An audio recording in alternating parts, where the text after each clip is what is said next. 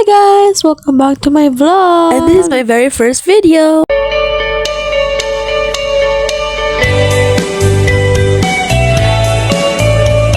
So guys, nasa SM Batangas kami. Ayan, nasa loob na kami at pupunta kami sa Kuya Jay's dahil andito kami para i-celebrate yung anniversary ng ninong ko at tita. Ayan na, dyan na yung mga tita ko. Andito na sila, nag-uusap. At inaayos lang yung table kasi kakaalis lang ng mga dating umupo doon. Habang naghihintay ng pagkain, fit check muna very quickly. Ganda-ganda sa self niya. Joke lang. Hindi naman maganda. Unang-unang sinerve ay yung Shanghai. Alam niyo guys, hindi pa kami nakakain, busog na talaga kami sa chismis. Ang dami kasi chismis na pinagsasabi ng mga matatanda guys. Pero aminin, mas interesting talaga yung mga chismis ng mga matatanda.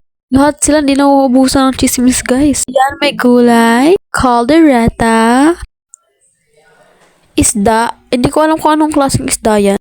Sinigang-gang. Ayan na yung kinuha ko mga ulam, mga rice. Tapos soup. Ready na kumain everyone.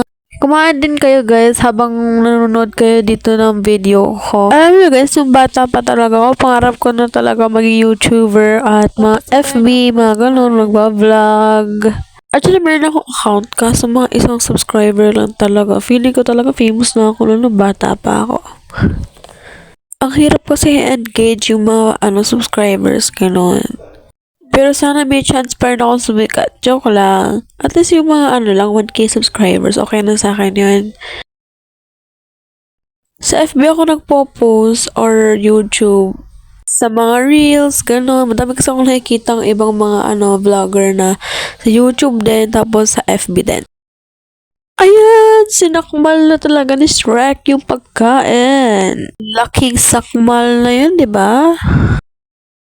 Ayan, busog na talaga ako dito sa video na to. Di ba halata? Alam mo guys, aalis na kami pero mali pala yung bill na sa bigay sa amin. Wala naman kaming ganung pagkain. Na in-order na lang nakita ng mga ninang ko guys. Dito kami sa Toy Kingdom. Bibili kasi yung mga pinsan ko dito. And ako sa Starbucks na lang.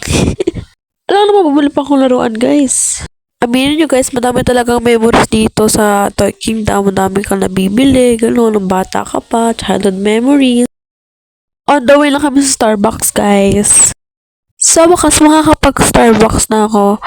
Kasi poor talaga ako eh. Hindi ko kayang i-afford yung gano'n. Ay, habang nag-iintay kami ng mga drinks or mga cake. Laro kami ng pinsan ko uno. Ito yung binili ng isang babaeng pinsan. Is Uno. Hindi na pala uso ngayon yung mga Baby Alive, mga Barbie. Hindi na uso ngayon, diba?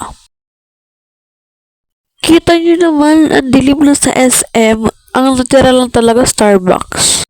Alam nyo guys, ako talaga yung kawawa dito. Kasi hindi talaga ako marunong maglaro niya. Tinuruan lang talaga ako ng dalawa ko pinsan. Ang ending, ako yung may punishment. Ang punishment kasi is papaluin sa kamay. Or susuntukin. Ako talaga yung talo eh. Palagi na lang. Kaya palagi na lang ako napapalo. Bali baka di talaga ako marunong dyan. Sila yung may mga alam dyan. Kaya total sila yung mananalo dyan. Tinatawanan pa akong dalawa kong pinsan eh. Kasi sabi ang laki-laki ko na daw. Tapos hindi pa rin ako marunong mag-uno. Ano yung kasalanan ko kasi hindi talaga ako marunong? Pero guys, masaya naman siyang laruin. Pero kailangan mo lang siyang matuto kung anong objective ng game na to. May kikwento ko guys. Yung isang pinsan kong babae, sa dami subscribers, lampas 1K na guys. Natalo pa talaga ako nung batang yun guys. Mga nasa 8 years old lang. Ang masasabi ko na lang ay sana all. Ayan na, sinerve ng Starbucks ko. Thank you sa libre, of course. Ano the flavor? Parang, ba yun? Java chip, parang ganun. Uuwi na kami. Syempre, gabi na talaga, mga 10. Mga 6 a.m. or 7 a.m. kasi kami pumunta. Kaya, expect namin gabi talaga. Tama mo guys, iisa na lang kaming sasakyan dito sa parking area. Tapos dilim-dilim pa. Kala nga namin wala ng guard dito eh. Yan lang guys. Bye! Abangan niyo yung mga ibang videos ko.